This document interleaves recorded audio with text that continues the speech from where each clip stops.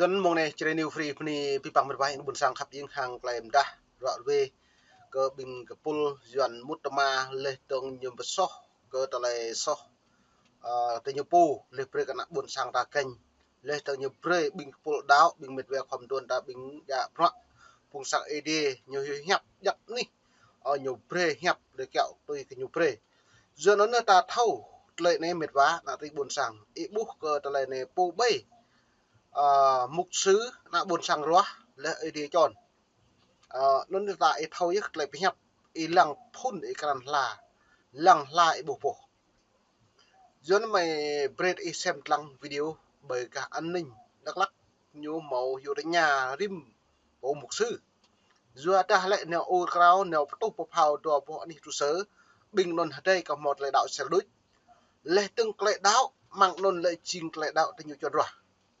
giờ kết lại nèo tụ bộ phào đấy nó nè rim lại tạo bộ nhiều bỏ mò tới nhà ô bình khi doan nhiều bổ nhiều tới nhà cái nào buồn sang ta bố lên tầng bật tươm lên so tầng ta bố mà ra đây nó tạo bột này linh làng tạo bột sai cho bố mục sư loại về với nhập cái tạo này tạo bố hiếm pa lại dân mệt và mày bị xem lăng bịa nít cái tạo này loại về lại mục sư sai cho bố đáo lên mọi vật cái đi hiếm pa cái tạo này nhấp càng cao hàng nào tùy tua cả giữ na buồn sang mự cá lên tầng nào mự nhú bỏ mò hil pun eo nó xem lăng một sư này hẹp như bạn nó mới bị xem lăng lại bịa như vậy. Cho Đảng, Nhà nước Việt Nam vừa đoàn kết sống tốt đời đẹp đạo và chung tay đóng góp tâm sức cùng cán bộ các cấp bảo vệ sự bình yên cho các giáo xứ họ đạo ở các buôn làng Tây Nguyên. Đặc biệt là thanh thiếu niên mới lớn lên chưa hiểu biết, đừng nhẹ dạ cả tin, kẻ xấu lợi dụng. Cái chuyện đó là không đúng. Kẻ nào quá dã man tàn bạo, giết người không có lý do, gọi là khủng bố, đó là đáng trừng trị theo pháp luật của Đảng, Nhà nước đưa ra. Chúng tôi không, nói chung là không thương tiếc những người vi phạm đó. Chúng tôi đồng tình với pháp luật của Nhà nước. Không. Bố này, sai cho mục sư nhục hẹp lại chúng tôi không thương tiếc những người đó. Sao mà cơ bình nạ buồn sang ta này nó phát thì tùm tâu cho nó lại hiếm pa lại. Nhưng mà prok bác lời. Nó đã sai cho mục sư như thầu hẹp. Như thầu về lắng như thầu mà prok nạ buồn sang giữ hàng hẹp ấy đi hiếm pa. Prok nhô là đã như thầu hẹp này prok nhô là xích nhô lệ yang sat plư như lệ là so. Câu pi bằng prok mừng niệm nạp nạ buồn sang ta nằm lăng đó. Kẹo tôi hình prok ta như ngã giờ ta cứ so là nó prok mực cái nhô. Lê từng ấy đi pap rồi cái nhô nằm nuôi pap cái nhô non cả. Như kẹo sai cho mục sư hẹp. Bữa này lại chúng tôi không thương tiếc. Em bảo mà chính nhô đĩa đáng cộng sản Việt Nam lại đạo nhô này lại bởi dự đạo có ý điều nhô đạo có đáng cộng sản Việt Nam Hồ Chí Minh lệ từng phải đi cái nào buồn sang về là cái nhiệm vụ nên mình phải mượn hẹp bịa từng cái lời ta rõ về sai cho mục sư lưu bây giờ cho ông cái này ô rõ về cái lời này lưu nuôi gần từng bình mục sư tùm dần chọn rồi lại để sai ông lăng mình vậy buồn sang khắp đi không có gì cản trở, đúng tội, đúng đối tượng. Nói chung á, thì Quynh và Ý Mút là ở nước ngoài chỉ có kích động đồng bào mà thôi. Nó đâu có phải ở nước Việt Nam mình thấy nó như thế nào. Còn là kích động trong đài truyền hình hoặc là điện đài hoặc là ở trong Facebook để kích động lôi cuốn đồng bào chúng ta. Pháp luật xử lý các đối tượng này thích đáng theo đúng pháp luật của nước Cộng hòa xã hội chủ nghĩa Việt Nam chúng ta. Mỗi lần sinh hoạt tôn giáo kết hợp cấp ủy, đảng ủy. bố hết cái lời này lại pháp luật là như là cười thích đáng tôi tao lời này giờ nó nữa ta bố từ đã sai cho nuôi mạ pro nạ buồn sang mạ pro ấy đi chọn rồi lại nhiều mò hẹp sẽ nữa nên mày đột lăng cật lại chun cật lại bị hẹp ta thâu bây giờ lại bắt thâu thì có thâu mới có độ hàng lần chặt Việt Nam nhưng bạn pre hẹp pre cả tua cả nó lại bỏ màu hil po đều nạ buồn sang mỗi như cả mà mong cả lập mong ni panap trong một lời ngay lời từng cự các bạc lệ sang cự lời từng article lệ ada chedum penyum ak mà bố nhiều sa cho nuôi ao mục sư mà lời bố nạ pia cho kampu mà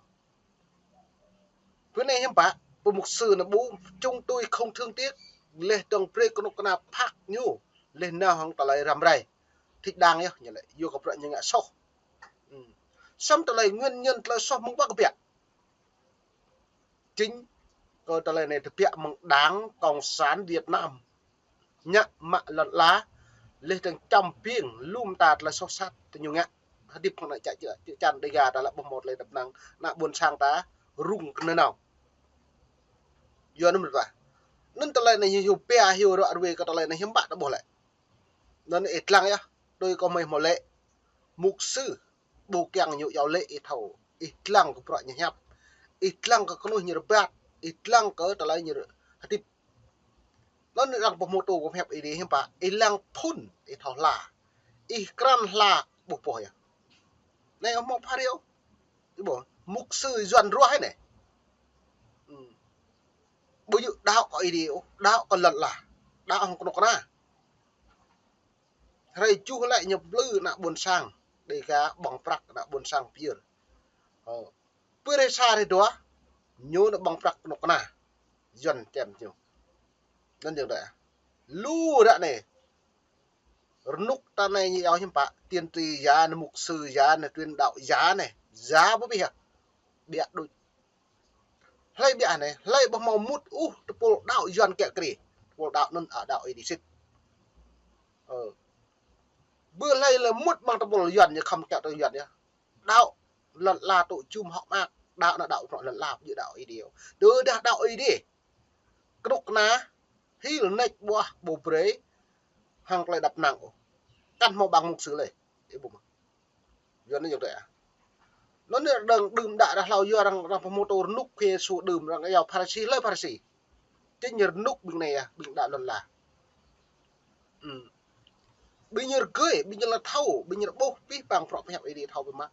xong cái đục loại những cái ngạn là kêu ngạo là phọ cái nhỏ bây nhiêu đấy cái gì có gì số bây giờ nó mệt vả cái ta lại mày gật lại chun rọ về hàng rọ về cái lại tít tập nhỉ lại tiếp bình dọn chọn ra cái nào buồn sang đi gà ta nên mày về xem lạc địa lời video này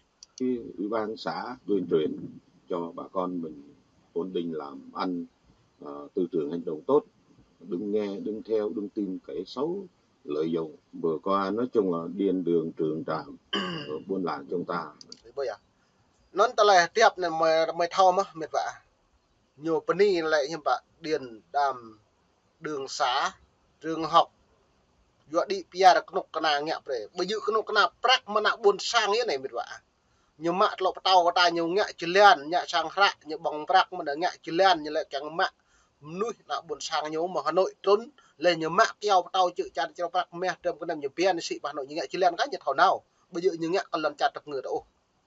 giờ nó để buộc lại cái này tiện có lại bình cái nục cái yuan nhiều ngại này sao ấy buộc lại pani cái yuan thao ngại prak ấy ví dụ yuan ngại prak ta